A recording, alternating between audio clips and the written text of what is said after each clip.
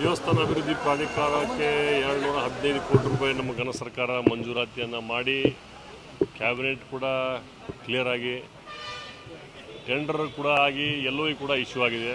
ಈಗ ಮಾನ್ಯ ಮುಖ್ಯಮಂತ್ರಿಗಳನ್ನು ಒಂದು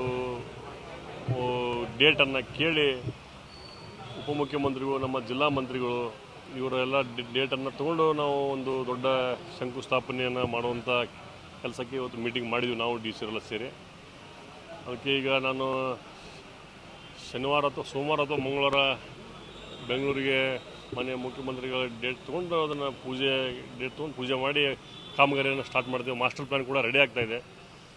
ಈ ಕಾಮಗಾರಿಗಳಲ್ಲಿ ಒಂದು ಕ್ಯೂ ಕಾಂಪ್ಲೆಕ್ಸ್, ಮುಖ್ಯವಾಗಿ ಕ್ಯೂ ಕಾಂಪ್ಲೆಕ್ಸ್, ಅನ್ನದಾಸೋಹ, ಅಡ್ಮಿನಿಸ್ಟ್ರೇಷನ್ ಬ್ಲಾಕ್, ಹಾಕರ್ಸ್ ಝೋನು, ಲ್ಯಾಂಡ್ಸ್ಕೇಪಿಂಗ್, ಹಾರ್ಡ್ಸ್ಕೇಪಿಂಗ್ ಇವೆಲ್ಲ ಕೆಲಸವನ್ನು ಈ ಒಂದು 215 ಕೋಟಿ ಪೈಕಿ 180 ಕೋಟಿ ರೂಪಾಯಿ ಟೆಂಡರ್ ಆಗಿದೆ. ಇನ್ನು 30 ಕೋಟಿ ರೂಪಾಯಿ ಮತ್ತು ಬೇರೆ ಏನೇನು ಕೆಲಸಗಳನ್ನ ತೊಗೋಬೇಕನ್ನೋದನ್ನ ಈಗ DPR ರೆಡಿ ಆಗ್ತಾಯಿದೆ.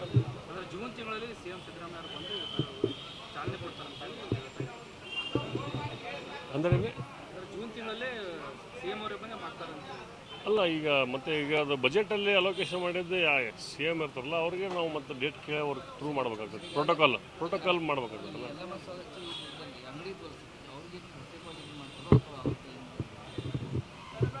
ಅಂಗಡಿ ಈಗ ಕಾಂಪ್ಲೆಕ್ಸ್ಗಳನ್ನ ನಾವು ಹರಾಜು ಮಾಡಿ ಅವ್ರಿಗೆ ಕೊಟ್ಟಿದ್ದೀವಿ.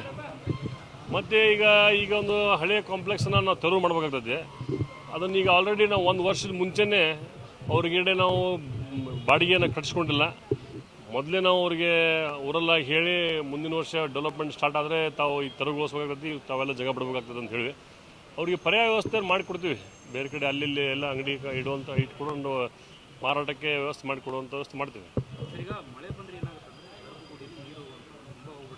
ಅದಕ್ಕೆ ಮಾಸ್ಟರ್ ಪ್ಲ್ಯಾನ್ ರೆಡಿಯಾಗಿ ಅದಕ್ಕೆ ರೆಡಿ ಮಾಡೋಕ್ಕೆ ಇವತ್ತು DC ಅವ್ರ ಹತ್ರ ನಾವು ಸುಮಾರು ಮಾಸ್ಟರ್ ಪ್ಲ್ಯಾನ್ಗೆ 50-60 ಲಕ್ಷ ರೂಪಾಯಿ ಖರ್ಚಿದೆ. ಅದನ್ನು ದೇವಸ್ಥಾನದಿಂದ ಪೇಮೆಂಟ್ ಮಾಡ್ಬೇಕಂತ ಹೇಳಿದ್ರು. ಅದನ್ನು ಮಾಡಿಕೊಡ್ತೀವಿ ಅಂತ ಹೇಳಿದ್ವಿ.